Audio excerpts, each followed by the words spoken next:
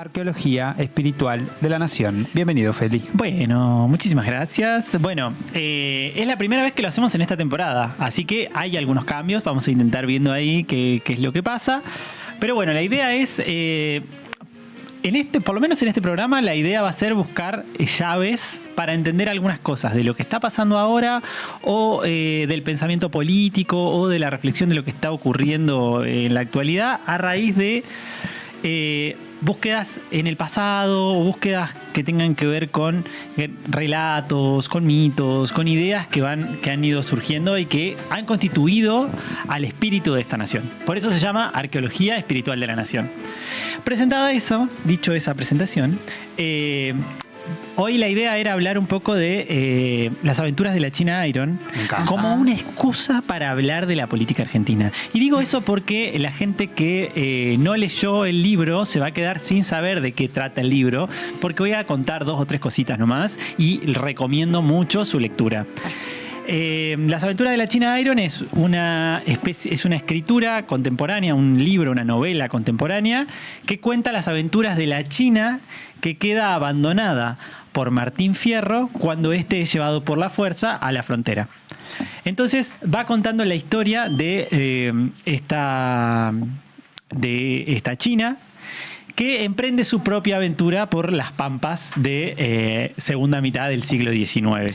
Perdón, un gran libro de Gabriela Cabezón Cámara. Es un gran libro de Gabriela García Cabezón Cámara. Gabriela Cabezón Cámara, que recomiendo mucho su lectura, sí, realmente. Notable. Y ganó además, un premio en 2017. Sí, porque yo creo que es muy sintomático de una época, además, y me parece que por eso es tan interesante traerlo. Dicho sea de paso, lo voy a usar solamente como excusa para jugar con los imaginarios que trae, que es fundamentalmente el universo del Martín Fierro. Claro. Entonces, el Martín Fierro es una obra escrita por José Hernández, de quien no voy a hablar mucho, o sea, voy a decir solamente que vivió una buena parte de su vida en Paraná, porque es chivo paranaense, y que escribió el Martín Fierro en el año 1872. Entonces, aquí me pongo a cantar. Sí, claro, ahí está. Ya está ubicado en tiempo y espacio. Estamos en la frontera pampeana, digamos, de la construcción de la provincia de Buenos Aires, de la formación de la nación de la segunda mitad del siglo XIX, año 1872, el Martín Fierro. El Martín Fierro cuenta la historia de un gaucho que es arrancado de su choza, de su casa, de su vida con su china y sus hijos, y es llevado a la frontera para luchar contra los indios. Es el gran poema nacional. De hecho, José Hernández nació el 10 de noviembre y el día de la tradición, claro, se recuerda el 10 de noviembre en honor a su nacimiento. Lo interesante del libro para mí, o bueno, del Martín Fierro, hay 800 millones de cosas, se han dicho 1 millón de cosas, pero la clave política para mí, para entender ahora, bueno, lo primero que quiero decir es que es una tragedia, que eso es interesante, porque se había escrito antes libros desde la gauchesca o referenciando al gaucho, pero siempre en la parodia, siempre como una comedia, y esta es una tragedia, dice, aquí me pongo sería un poema épico desde la tragedia. Claro, ¿cómo dice? Que una pena extraordinaria. Como la como la ave solitaria. Claro, exactamente. Entonces está la tragedia gaucha y eso me gusta, porque el gaucho es el símbolo de la argentinidad, pero lo cierto es que está totalmente ausente en la actualidad. No hay gauchos, o sea, quiero decir, con esto no le quiero faltar el respeto a los gauchos que existen, pero lo cierto es que en la actualidad el 92% de la población argentina vive en ciudades. Sí, claro. Entonces, no hay esa construcción de fondo rural, no existe. Nos preguntamos, por ejemplo, ¿por qué sube tanto el precio de la carne? Y cuando miramos, lo cierto es que nadie está produciendo carne alrededor nuestro. El entorno del gaucho rodeado de las vacas, de lo que conocemos de Molina Campos. Lo que nosotros imaginamos cuando decimos la tradición argentina, hoy está muy lejos de ser el presente argentino. Y eso es, primero, por la gran ausencia de un actor, que es el actor que tiene tierra. Esa es la idea de que quiero llevar en la columna o que me interesa pensar políticamente. El gaucho, en el Martín Fierro, es llevado, sacado de su casa, de su tierra, y es llevado a la frontera a pelear contra los indios. Y esa tierra donde él vivía fue apropiada. ¿Por quién fue apropiada? Esa es la pregunta. Y por eso está bueno pensarlo en esa época, porque ese es el gran momento de expansión de la frontera agrícola ganadera, sobre todo de la provincia de Buenos Aires, donde lo que se da es grandes extensiones de tierra que son sacadas a los indios para dárselas ¿a quiénes? A los amigos del gobierno de ese momento. A los grandes terratenientes. A los grandes terratenientes que se conformaron ahí. Por supuesto, La oligarquía. está los Pereira Iraola, los Martínez de Oz, los Luro, como Patricia Bullrich. Luro Pueyrredón. Peralta Ramos. Todas, exacto, Pereira Iraola, son las grandes familias patricias que se hacen ricas. ¿Cómo se hacen ricas? Bueno, a costa del Estado, no solamente del Estado, sino de la apropiación de esas tierras. Y esa es la apropiación originaria con la que se da origen a la gran desigualdad argentina. Y además hay una cosa, que es que nuestra generación no tiene tierra. Y se caracteriza por somos nosotros ahora los desterrados, los Claro. que hemos sido enajenados de esa tierra. Entonces, ¿cómo se reivindica políticamente una generación que parece que no tiene reivindicaciones? Bueno, la primera reivindicación es fácil. Tenemos que acceder a la tierra. ¿Quién tiene la tierra? ¿O en qué momento se repartió la tierra? Claro. Y esa me parece que es la primera llave para empezar a jugar con esa lectura. La segunda clave, que me parece que está buena, yo voy a hablar rápido porque además se murió Dorio hoy, así que este es mi homenaje, voy a hablar lo más rápido que pueda. Bien. Buen ambiente Porque él será hablaba muy terrible. rápido. Buen ambiente será terrible. Martín Fierro no es llevado a cualquier lado, es llevado a la frontera a pelear contra los indios. En ese universo nosotros tenemos que situarnos en lo que es la zanja de Alsina, que se constituye 4 años después de la fecha en la que está escrita el Martín Fierro, pero que básicamente es una zanja, un pozo muy grande que se arma en el cordón de la provincia de Buenos Aires, suroeste, para tratar de frenar los malones de los indios y tratar de ganar esa tierra, garantizar que esa tierra ha sido conquistada y asegurada para estos grandes terratenientes. Onda que venían en el malón y se caían. Algo así. Mira, para mí no era, de hecho no es tan efectivo la zanja de Alsina, como que políticamente, militarmente es muy criticada, pero bueno, Alsina era ministro de guerra, cuando muere lo reemplaza Roca y dice hay que pasar a la ofensiva. Claro, y ahora sí. Campaña del y viene desierto. la campaña del desierto. Ahora sí. Y todos sabemos lo que ocurre. Pero hay algo que me interesa pensar ahí, que es la idea de frontera.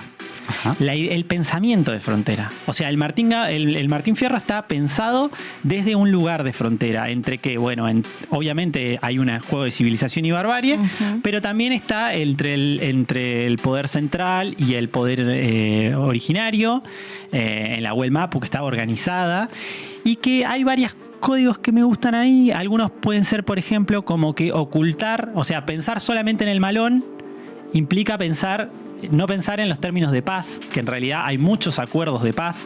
Entonces hay mucha diplomacia, son como 150 años de diplomacia que se anulan. Ujú. Pero además el pensamiento de frontera tiene esto, que es que vos tenés que, digamos, ¿cuál es la frontera hoy? La frontera de nuestro pensamiento. La idea de pensar que nosotros estamos muy apretados hasta en lo que respecta al pensamiento. Poder buscar la frontera de nuestro propio pensamiento puede significar romper límites a lo establecido. Y me parece que estamos en un cisma de mucho movimiento de sentidos y que hay muchas cosas que están en revisión respecto a la organización nacional. Entonces me parece que eso puede ser un gran aporte.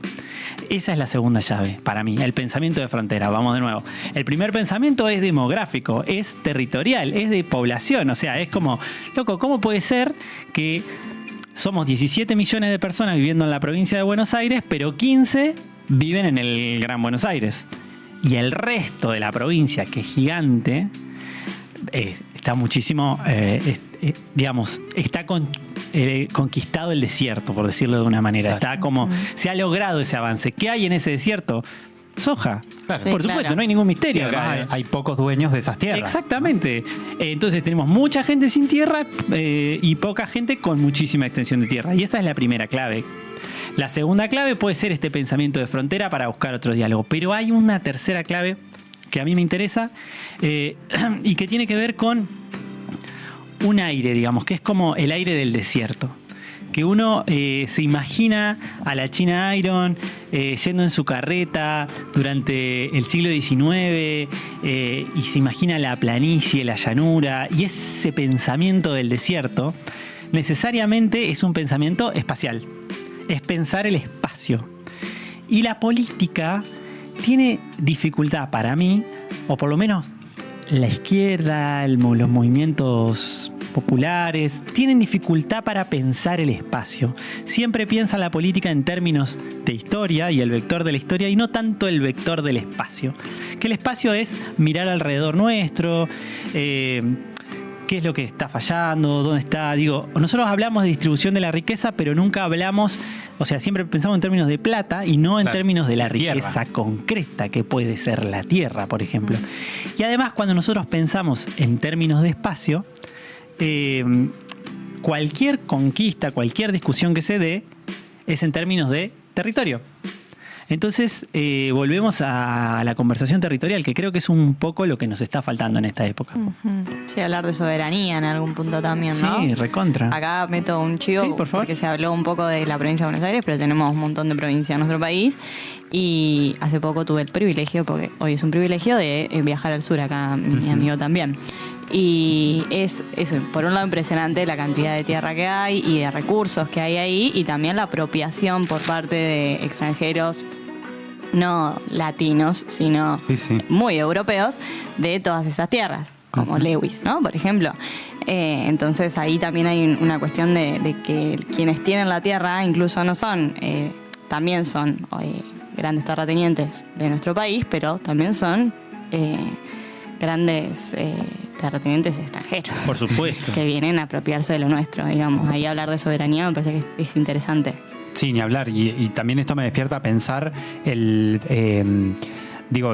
lo mismo pensando en el sur, ¿no? Cómo esas tierras tal vez hoy nos representan mucho más esos territorios de disputa, ¿no? Porque al día de hoy todavía, caminando por tierras del sur, nos encontramos con, que estamos sobre territorio mapuche, ¿no? Y hay mucha reivindicación sobre eso y hay mucho cuidado, automáticamente es distinto el tratamiento que existe sobre esas tierras cuando caminamos sobre territorio mapuche que cuando de repente entramos a los mega hoteles y megaterrenos que compran extranjeros en nuestro sur, ¿no? Me parece que ahí también entra mucho la disputa por la tierra, que no tiene que ver solamente con la riqueza en términos económicos, sino también simbólicos, ¿no? Y me parece que ahí también hay algo para recuperar respecto a, cómo esas tierras nos dan esa redistribución del dinero, ¿no? De los ingresos, de la plata, pero también hay algo de esto que decía Dani respecto de la soberanía, ¿no?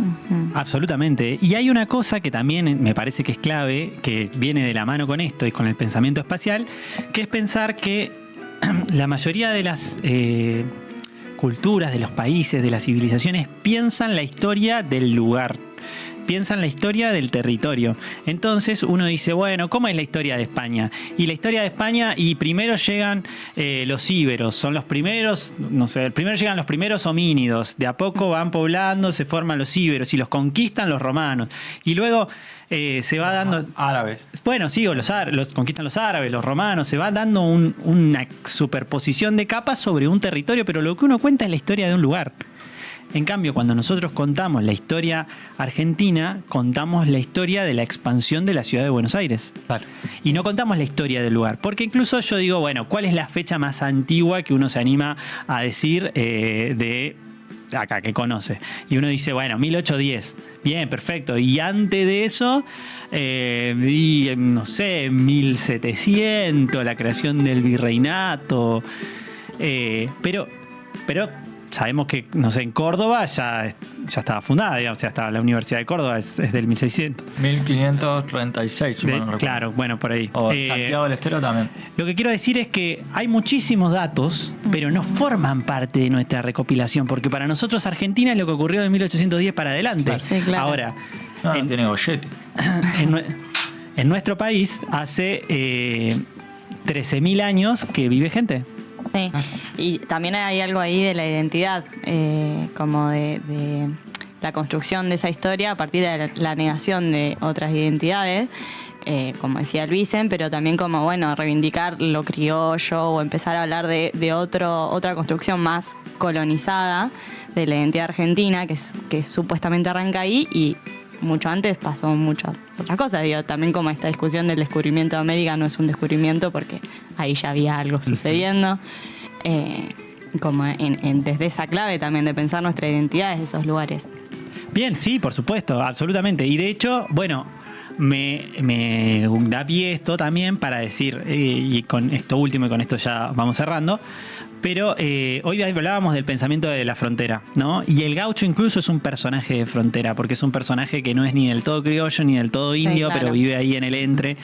Y hablábamos de los pactos de paz, porque en realidad hay muchísima política de paz, vamos a decirlo como es, muchísima diplomacia que se da entre los pueblos originarios y el gobierno central, o las distintas expresiones del gobierno central, entre las provincias y el gobierno central, y entre las distintas provincias y los distintos pueblos originarios al interior. No es solamente campaña de exterminio, digo esto porque me parece que es a propósito que se hace el juego de campaña de exterminio, porque una vez que se hizo la campaña de exterminio ya no hay nada que revisar. Sí, claro. En cambio, cuando uno vive esa historia como algo que todavía está vivo y está ocurriendo, puede volver y puede decir, bueno, no, o sea, tal exterminio, por supuesto que lo hubo, aún así la historia sigue, sí, y la historia vive. Y volviendo a esto de los pactos de paz, porque me interesa tomar esto porque me parece que en el último tiempo la política nacional volvió a esta idea de revisar los pactos preexistentes. ¿Vieron eso? Sí. Como que en la Constitución no estaba dando la Constitución, que es la concentración igual de un poder en determinado momento, que es la conquista de Buenos Aires por sobre el resto de las provincias, no estaba dando respuesta a los requerimientos de la provincia, y las provincias dicen, miren que la propia Constitución reconoce los pactos preexistentes, claro, que son pactos entre provincias. Las provincias son anteriores a la conformación de nación. Claro. Claro. Y los vínculos entre las provincias son anteriores a la conformación, exactamente, a la conformación de la nación y a la conformación del Estado moderno. Y si lo que estaba fallando es el Estado y hay como un diagnóstico general de que el Estado estaba en crisis y que por eso está pasando un poco lo que está pasando, digo, para no desligarnos también, porque uno reivindica el Estado, pero es cierto que hay una crisis general de la idea del Estado y de la representación. Bueno, hay que volver a las bases de eso, pero volvamos nosotros, volvamos a ver cómo se discutió eso, en qué términos se discutió y a ver si... Hay que subirse al caballo de nuevo. Hay que subirse al caballo de nuevo. Yo creo que en el caballo me veo ridículo, pero... Yo me caí la claro, sí, me parece que no me voy a subir al caballo, pero sí podemos revisar todos estos tratados y sobre todo... de Pocho, ¿no? Hay algo que el Pocho siempre dice y que para mí es clave en este programa, que es cuando... falta algo, la solución es al alcance, siempre está al alcance de la mano. Digamos, en realidad lo que hay que ver es que la solución ya está puesta. Y esta es la solución, o sea, la solución está, por eso jugamos con el Martín Fierro, porque es como, bueno, vamos a revisar la argentinidad de toda como una identidad, vamos a la base, ¿eh? Miren que no tenemos problema, agarramos el Martín Fierro, nos ponemos a discutir sobre la soberanía de la tierra. Uh-huh.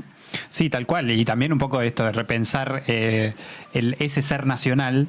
Me parece que la puesta en jaque, ¿no? Un poco en la actualidad, respecto a la construcción del Estado y el Estado como deficitario, ¿no? Como esta idea, bueno, también nos invita de alguna manera a repensar. El tema es que no nos dijeron repensar desde cuándo, ¿no? Y creo que ahí podemos ir mucho más atrás y volver a discutir esa construcción del ser nacional desde otro lugar. De aporte, de color, como dicen.